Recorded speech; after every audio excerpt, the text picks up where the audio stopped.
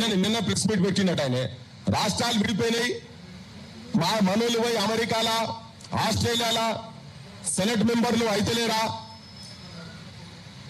ఎక్కడెక్కడ అయిపోయినాక పవన్ కళ్యాణ్ ను గట్లనుడు మంచిదేనా అన్నాడు. మరి గట్లనుడు అంటే ఏంటిదో మాకు చెప్తే జర బాగుంటది. ఏంది గట్లనుడు అంటే ఏంటిది అనేది జర వివరంగా చెప్పాలి చంద్రబాబు నాయుడు గారు. మేమేమంటున్నామంటే నీ పార్టీ ఎంపీ ఈ మధ్యలో శ్రీకృష్ణ దేవరాయ అంటే ఆయనే పార్లమెంట్ లో ఉండి నిండు పార్లమెంట్ లా స్పీకర్ తో ఏం చెప్తానంటే ఫిబ్రవరి 14లో జరిగినటువంటి పార్లమెంట్ లో తెలంగాణ విభజన బిల్లుకు సంబంధించినటువంటి ఇష్యూ గురించి మాట్లాడుకుంటా అదొక బ్లాక్ డే డార్క్ డే అని మాట్లాడిండు. శ్రీకృష్ణ దేవరాయని పేరు నీ party MP black day dark day అని మాట్లాడింది. నిన్నదాకా మొన్న మహానాడులో మావోడు మీ దగ్గర చెంచాగిరి చేసేటువంటి ఒక పెద్ద మనిషి వచ్చి మీ దగ్గర మీ మహానాడులో మరి మీరు అందరు తీర్మానం చేసి ఆయనతో చెప్పించిరట, నీకేదో పదవి ఇస్తాం నాయన అని చెప్పిరట. ఆ పెద్ద మనిషి మాట్లాడుకుంటా ఏం చెప్తారు తెలంగాణ పదానికి డిక్షనరీలో ఈ తెలంగాణ దానికి అర్థమే లేదని చెప్పి ఆయన మాట్లాడతాడు. మా దగ్గర ఇక్కడ ఇక తెలంగాణలో వేరే సమస్యలు ఏం లేనట్టు ఇప్పుడే మేఘాల మీద ఎన్నికల వాగ్దానం చేసినా కాబట్టి నేను మైత్రివనంలో విగ్రహం పెడతా. ఎన్నికల వాగ్దానాలల్లా పుస్తకాలల్లా మేనిఫెస్టోలల్లా మా 2 లక్షల ఉద్యోగాల గురించి దాని మీద పట్టింపు లేదు. కూర్చొని ఉన్నారు వాళ్ళు, దాని గురించి పట్టింపు లేదు. రోడ్ల మీద ఏడ తింటున్నో ఏడ చదువుతున్నో ఏందో దిక్కు లేకుండా వాళ్ళు ఉన్నారు. తెలంగాణలో అన్ని సమస్యలే ఉన్నాయి కానీ ఆయనకు ఆ విగ్రహం పెట్టే తొందర వచ్చింది. ఆ విగ్రహాలు పెట్టుడు ఈ పంచాయతీ అంతా దీని మీద చర్చ జరిగేటందుకే. ఈ మధ్యలో రీసెంట్ గా అంటే చంద్రబాబు నాయుడు గురించి ముక్కలు చెప్పిన కదా, దేని గురించి చర్చ అంటే ఇంకా ఇన్ని రోజుల తర్వాత కూడా 12 సంవత్సరాల తర్వాత కూడా మన త్యాగాలతో తెచ్చుకున్నటువంటి తెలంగాణను పోరాటాలతోటి ఎంతో మంది విద్యార్థి యువకులు జైళ్ల పాలయ్యి కొట్లాడి తెలంగాణ రాష్ట్రం వచ్చిన తర్వాత ఇప్పుడు అంటాడు ప్రత్యేకవాదం అంటే ఉగ్రవాదం అని చెప్పి మాట్లాడుతున్నాడు. ఆయనే తెలంగాణ గురించి మాట్లాడితే ఉగ్రవాదులమాట మనమాట ఉగ్రవాదులమాట అంటే మన చచ్చిపోయిన అమరులందరినీ అవమానపరిచే రీతిలో. ఇప్పుడు ఆయన కూడా అన్నాడు మన ఆంధ్రలో తిరుగుతున్నాడు. ఆంధ్ర అంటే ఏంటిదా మరి నువ్వే అంటున్నావు ఆంధ్ర అని చెప్పి నువ్వే అంటున్నావు కదా. ఆంధ్ర అంటే ఒక సపరేట్ స్టేటే కదా, నీ సపరేట్ అన్నట్టే కదా. అని ఇప్పుడు ఎవడు ఉగ్రవాది ఇక్కడ? మన ప్రధానమంత్రి కాశ్మీర్కి పోతాడు, కాశ్మీర్ సాల్వ కప్పుకుంటాడు, కాశ్మీర్ టోప్ పెడతాడు, డ్రెస్ వేస్తాడు, పంజాబ్ పోతాడు, పైడి కడతాడు. ఏ స్టేట్ పోతే ఆ స్టేట్ గురించి మాట్లాడతాడు. భారతదేశం అంటేనే విభిన్న సంస్థలు అన్ని కలిపి ఒక దగ్గరకు వచ్చి కూర్చున్నది. భాషలు, సంస్కృతులు, దేవతలు, వాళ్ళ జీవన విధానము, పద్ధతులు ఒక్కొక్క దగ్గర ఒక్కొక్క తీరుగున్నాయి. అన్ని కలిపితేనే ఒకటే యూనియన్ ఆఫ్ స్టేట్. సో మేము హైదరాబాద్ కల్చర్ వేరు, హైదరాబాద్ జీవన విధానం వేరు. మేము ఇక్కడ కలిసేటప్పుడు మీ దగ్గర 23-24% లిటరసీ రేట్ ఉండే, మా దగ్గర 3% లిటరసీ రేట్ ఉండే తెలంగాణలో. మా ఉద్యోగాలను మీరు కొల్లగొట్టిండ్రు. ఇవాళ నేను కొంచెం డీటెయిల్ గా కూడా ఎందుకు చెప్పాలంటే చాలా ఒక విష ప్రచారం జరుగుతూ ఉన్నది. మనల్ని ఉగ్రవాదులతోటి పోల్స్తున్నారు.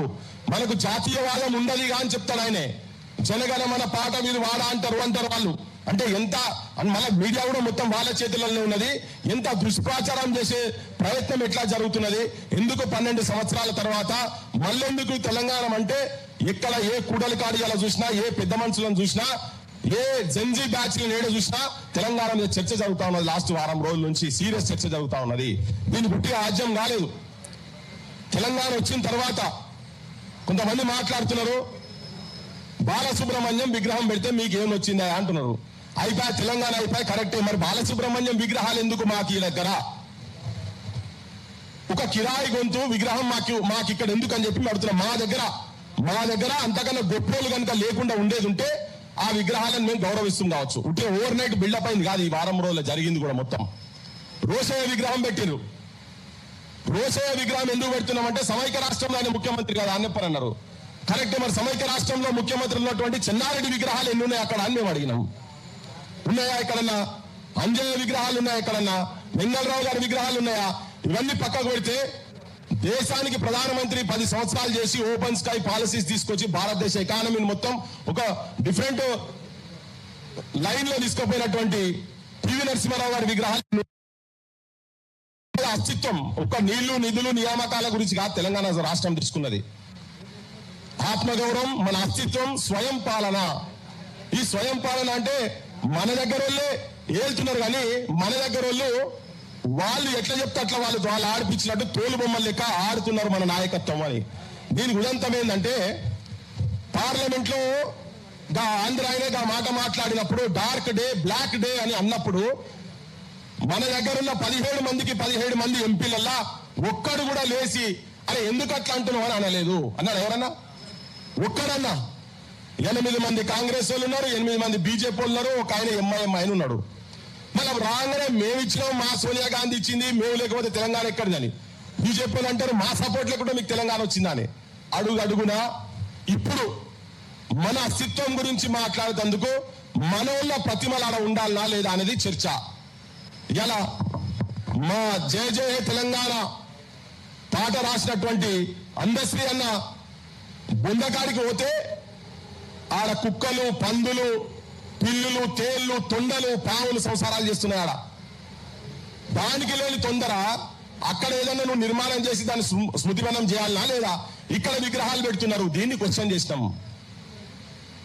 తెలంగాణ ప్రజలకు, ఆంధ్రప్రదేశ్ ప్రజలకు అందరికి చెప్పదలుచుకున్నాం మా అస్తిత్వం గురించి, ఇక్కడ ఆత్మగౌరవం గురించి మేము కొన్ని అడుగుతా ఉండే. ఇక అడుగుతున్న క్రమంలోనే మా విగ్రహాలు, మా ఊళ్ళకి సంబంధించిన గద్దరన్న విగ్రహం పెట్టాలంటే ఇక్కడ పర్మిషన్లు ఇయ్యరు. ఎవరో కాదు, కంచైలయ్య సార్ కూడా నేను పట్టుకొని పోయి కమిషనర్ కు, వరంగల్ మున్సిపల్ కమిషనర్ కు, కలెక్టర్ దగ్గరికి తీసుకుపోయి మా ఊళ్ళు తీసుకుపోయి రిప్రజెంటేషన్లు ఇస్తే పర్మిషన్ ఇప్పటి వరకు రాలేదు. కానీ నడి రోడ్డు మీద, మైత్రివనం నడి రోడ్డు మీద ఎన్టీ రామారావు విగ్రహాలు వస్తున్నాయి. అంటే పెత్తనం ఎవరి చేతులలో ఉన్నదని చెప్పడం చెప్తున్నా. ఎందుకు మాట్లాడుతున్నాం అనే దాని గురించి. ఎన్టీ రామారావు ఎన్టీఆర్ ఘాట్ ఇక్కడనే ఉన్నది. అక్కడికి వెళ్ళి కూతవేటి దూరంలో ఒక 4-5 ఎకరాలలో ఆయన ఘాట్ ఉన్నది. చుట్టుపక్కల బొచ్చడి విగ్రహాలు ఉన్నాయి, వందలాది విగ్రహాలు ఉన్నాయి.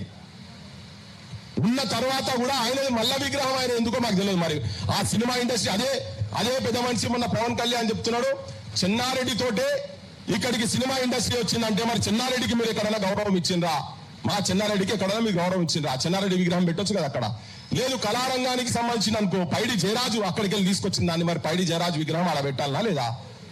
లేదు, మా ప్రభాకర్ రెడ్డి గారిది 10 ఎకరాలైన సొంత భూమి ఇచ్చినటువంటి ఆయనది పెట్టాలనా లేదా? అంటే తెలంగాణ వచ్చిన తర్వాత కూడా ఇంకా తెలంగాణలో మనకు సంబంధం లేనటువంటి వాళ్ళ విగ్రహాల ప్రతిమలు చూపించి మనకు చరిత్ర లేదు అని ప్రపంచానికి చూపించడానికేనా ఇవి నిదర్శనాలు? ఆంధ్రాలో ఎక్కడ పెడతలేరు. మాట్లాడితే మీరు మనం ఒకటే అంటారు. భారతీయతాన్ని మాట్లాడుతుంటారు వీళ్ళంతా. పవన్ కళ్యాణ్, చంద్రబాబు నాయుడు ఇద్దరికిద్దరు తోడు దొంగలే. ఎవరు ఒకరిని తీసి ఒకరు పెట్టుడు లేనేలేదు ఇక్కడ. ఇద్దరికిద్దరు తోడు దొంగలే వాళ్ళిద్దరు. ఇక నిన్న మొన్నటి పంచాయతీ ఏంటంటే నాగేశ్వర్ సార్ చాలా మంది మాట్లాడుతున్నారు. పెద్ద మనుషులు మీడియాలలో చాలా మంది మాట్లాడుతూ ఉన్నారు. మీడియాలో